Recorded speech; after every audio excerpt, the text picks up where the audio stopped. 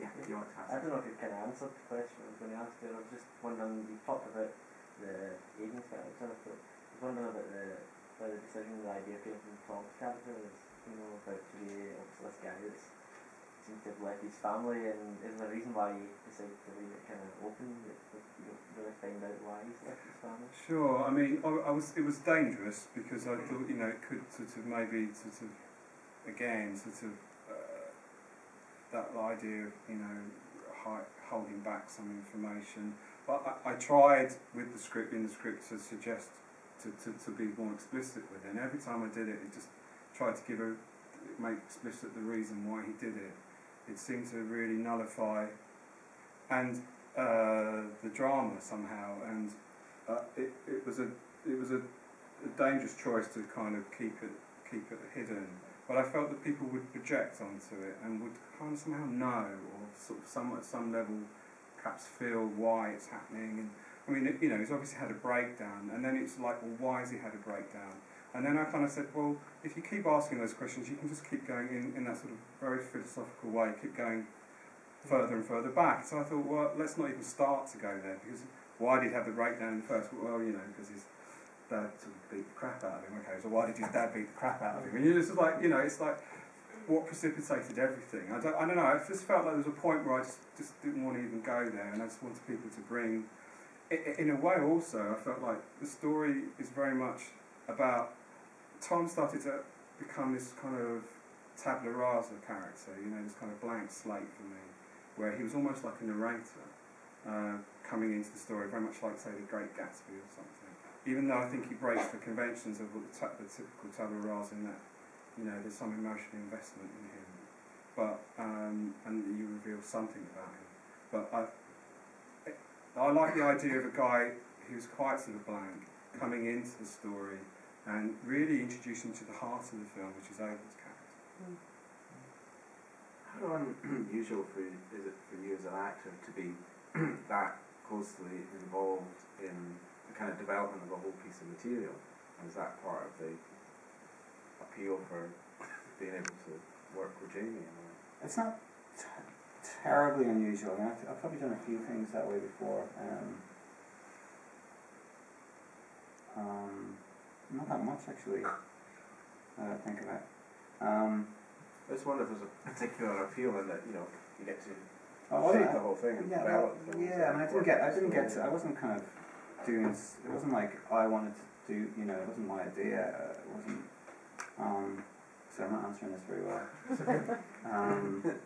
I mean, he did shape stuff in the workshop for me. Yeah. We did a workshop before, we did like a 3-day workshop, and there was a few actors that came down, and Aidan had a few people who asked some decent actors to come down, like the likes of Matthew Marsh and who else came down? And Peter McDonald came down. And we had Kirsten Waring originally to play the role of Linda. Unfortunately, she couldn't do it for the dates. And so, it was like this whole bunch of people who came down for the workshop, and it's really exciting.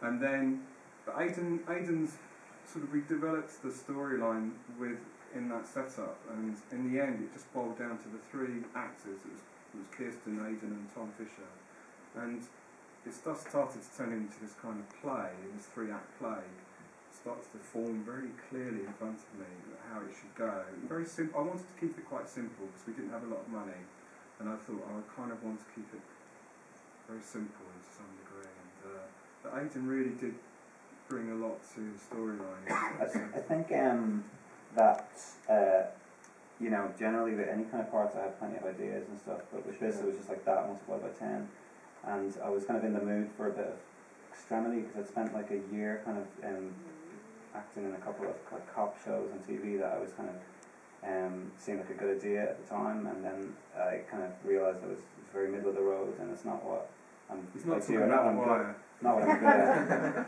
And I just wanted to kind of be pushed around a bit. Did I do that? Push you? So was it similar to how you'd worked on The Lowdown, or was that a completely different process? Different. No, I think we both changed after 10 years. Really. Yeah. And we knew each other really well. It was a lot of fun. It was really a lot of fun. We were just really laughing a lot. Doing this was a lot of fun. Well, the workshop was. It was very stressful. It was quite a stressful. Because I found it to be a lot less fun than I thought it was going to be. Yeah, so did I. You know, kind of where you think, oh, we'll make this thing ourselves, and there's not going to be anybody else. No, and but it was, you know, it'll be just us. And Yeah, but it wasn't actually. No, it was very. Anywhere near as much fun. It was quite kind of. It was very intense. No, because we were really winging it, Yeah. and there was a great energy, and then. You know, there were various reasons I don't really want to go into. You know, the sort of equilibrium of the crew and the set kind of got a bit screwed, and you know, because like people are working for no money, and then I don't know. I mean, it was difficult, but we 4 weeks. Sorry, who asked that? Oh yes, sorry. I'm looking above you there. So yeah, 4 weeks. It was very intense, but there was some good days. Yeah, no, it doesn't bother. I mean, it's not. Early on, it all kind of like erupted fairly early on. It almost fell apart because it was very fragile. You know, I mean, you had a very small window to kind of work to provide your sort of services, and we sort of had to. And there was other people, and it was a real juggle, you know, and to get it all together and for it to work. And when you've got such a small crew, you've got to try and hold it together. I thought there was going to be this amazing camaraderie and stuff like that, and it was there, but it wasn't as romantic as I thought it was going to be. I guess there was more at stake, and it was kind of. There was a lot at stake. You know, quite. We had a big emotional confrontation at one stage with the whole crew, and say the whole crew. It was about 10 of us in the room. But, you know, I sort of just, you know, I think there were some people there that didn't appreciate what was at stake, and I had to explain it to them. You know, weirdly, okay, I won't say names, but there's like, I'll tell you what happened. Tell us what. No, everyone worked on deferred fees except one person, because we just could not get this one role. I'm not saying what it is, okay? I'm not saying there was one person who wouldn't work for no money, and so that spoilt the equilibrium, that spoilt the ethos for me. And that person was the most grumpiest person on the bloody set, and he was the one. I say she, stroke he, she was getting the most money, and it spoilt the cat, and the cat spoilt the equilibrium. Slightly. Well, the cat, actually, the dead cat did get paid as well. Seriously, the dead cat was the most expensive piece of anything that was like had to be got in. It was 300, I think. Yeah, it was. Yeah, it was expensive, and we had to spray in black as well, didn't we? It was a good dead cat, and then worth the money. Yeah, I thought he had a good glazed look in his eye. Anybody else want to ask anything or pass on opinions, thoughts, etc.? What advice do you wish someone had given you as an aspiring actor or filmmaker? Or what one piece of advice would you pass on? The kind of best advice I got, or the thing that inspired me most was like just rejection and being told that you're kind of not going to do it. To ignore it. I've just found it quite inspiring, you know. Well, to embrace people saying you're crap. I didn't say so. Crap. What did you say? Face rejection. Oh, right. I don't know. I mean, personally, I've always been quite single-minded and thought, oh, well, I can do that and I can do that. And I did do things, but it probably took years, you know, of kind of, you know, I've been acting in plays since I was 13, and I'm 42, you know. So, I think I've got, I have some kind of career going, but it was kind of, you know, I've been working at it since I was 13, and probably there's been a lot of rejection along the way, but it's I find it kind of, I don't know what I'm talking about. Don't let the bastards get Get yeah, you well, down. that kind of thing, yeah. No, I'd say the same. I mean, it was, you know, it's not been an easy ride for me. I don't feel like it's been an easy ride. And yet, when I've been lecturing some students recently, and I sort of felt a bit bad about it, because I'm thinking, actually, if I look at my career on paper, it's not been too bad at all. But so it's just how you feel you position yourself in terms of how lucky you think you are and how unlucky you think you are. I think it's kind of, you've just got to keep going and be so passionate about what you do and not be deterred. Because you look at filmmakers as well, like a Terence Davies, who has just recently shot a feature film, and that's the first drama feature in 10 years. And that's someone that you would expect to work a lot more frequently than that. So the persistence in his case of just kind of keeping going and not throwing in the towel and all that kind of stuff. And he would be considered one of our successful filmmakers. Any other questions, observations, whatever? Or we will wrap up soon. Yes? It's very small, but Aidan has GT scribbled on the back of his hand throughout the film, but you know, What did he have scribbled on the back of his hand? GT scribbled on the back of his hand. GT was Is that in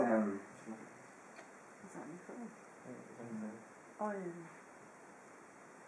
I can't remember what he... I hope it doesn't stand for Game of Thrones, which is something. The next job, I think it was something. A note. No, it was a note for myself to do with whatever. You know, it was like an acting note, and it was on my hand. And then we just had to leave it there.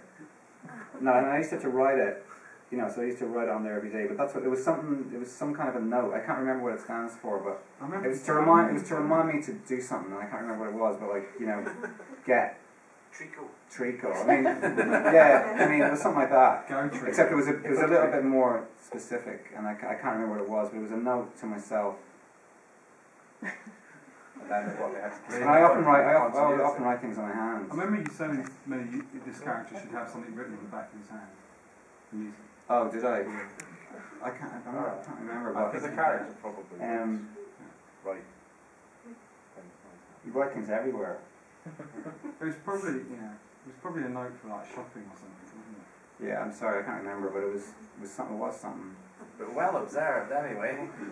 Get tea bags or something. Is there something you want to ask? Yeah, I just wanted to say it was the last film of the festival fortnight for me, and it was the Gillen thing. Great.